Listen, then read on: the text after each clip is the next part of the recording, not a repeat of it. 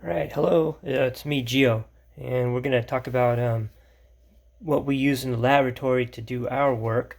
Where I work at, the infectious disease laboratory, we use what are called micro pipettes, and I have a couple of those right here. And let's just say that people who work at construction sites, when they dig ditches, the tools they use are shovels and pickaxe.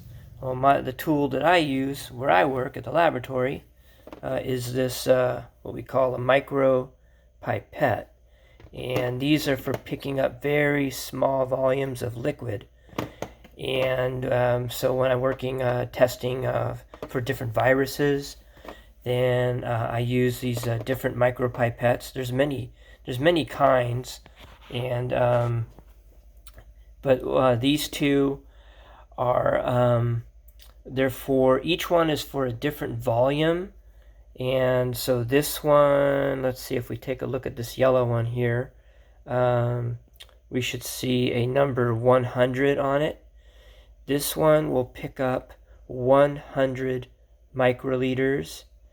And this red one here, if we look at the number on it, this one will pick up 10 microliters.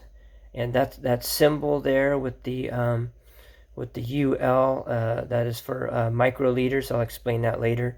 But right now you just need to know that the red one picks up 10. The yellow one picks up 100.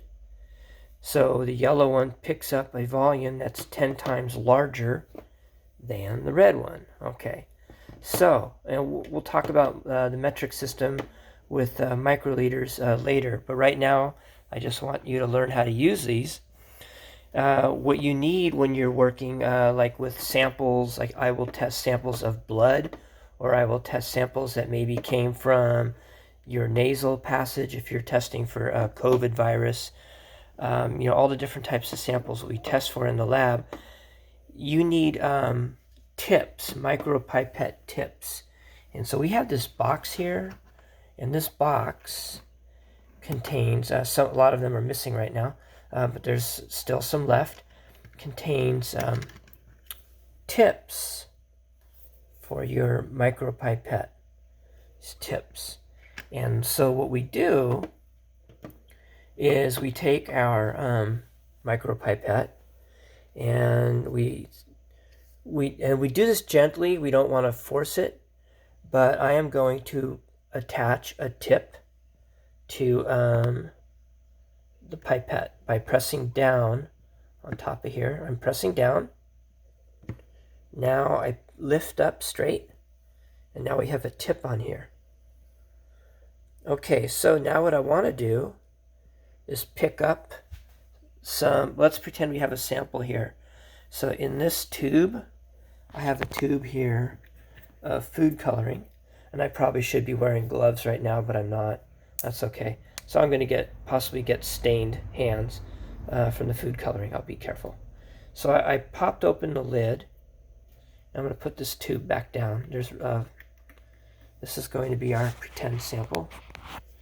And what I'm going to do now, the way the pipette works, there's this button here, and when you press down, it hits, you come to a stop, and then you could press down some more. Pressing down some more is the second stop, all the way to the bottom here. Like, when we use this, we're only going to go to the first stop like this. So you're going to press down, and when it starts to get, when you feel resistance, then leave your finger there. And that's as far, and here's what we do. So we're going to press down, keep your finger there, and now I'm going to place the tip into the liquid. Now while the tip is in that liquid, I'm going to let my thumb up slowly, and look what's happening to the liquid. So, and look at my thumb, right? So now my thumb is up. So now I just lifted it out of the tube. Okay, so here is, this is 100 microliters. Now I need to add it to in the laboratory we use what's called a microtiter plate. And here's a plate, and you'll have one of these. And in this plate are what we call wells. So and some of the wells already have some sample in them. In this plate, there's 96 wells. There's 12. Each row has 12 wells. So if you look at the top, they're numbered 1, 2, 3, 4, all the way to 12. On the side of the plate is lettered, starting at A, all the way down to H. Let's see here. All the way down to H. So there's 8. So it's an 8 by 12. What we call an array, like you do in math arrays. Well, this is like a plate array, okay, with wells, or a well array.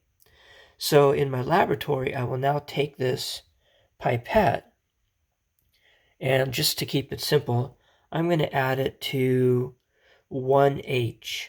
I'm going to add 100 to 1H. I'm going to put the tip in the well.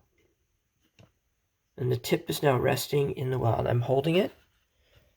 And now I am going to press down on the button. And here's the important part. I press down all the way to where now my thumb feels the resistance. Okay, it's starting to now keep your thumb down. Do not lift your thumb up yet. First, lift your whole hand out of there, like I just did. Now you can lift your thumb. Now it's okay. If I lifted the thumb while it was still in there, in the well, the tip would have picked the liquid back up. I am trying to leave the 100 microliters in the well, okay? So we can do that again. We could leave the same tip on right now, and we can come back to the sample. And so first, before I put it in the liquid, I'm going to press down before I put it in the liquid. I press down. Oh, by the way, what I'm pressing on, this button that I'm pressing on, we call it the plunger. So I'm pressing on the plunger. Okay, so now I'm going to put the tip back into the liquid. My thumb is still down. Now I'm going to lift my thumb, but leave your hand there. Don't raise it. Lift my thumb. See how it picked up the liquid? Now, lift this up. Bring it over to the next well. We're going to go H2. Now when it's in the well, press down with your thumb on the plunger. The liquid is now in the well.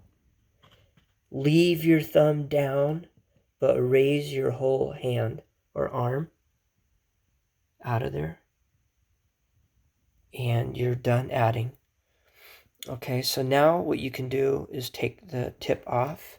You can use your hand and take the tip off. Let's see. By grabbing it near here, twisting it, and then you can throw it in there, and we're done. So that's pipetting, and I'll talk some more about that. But that's a start. Okay, thank you.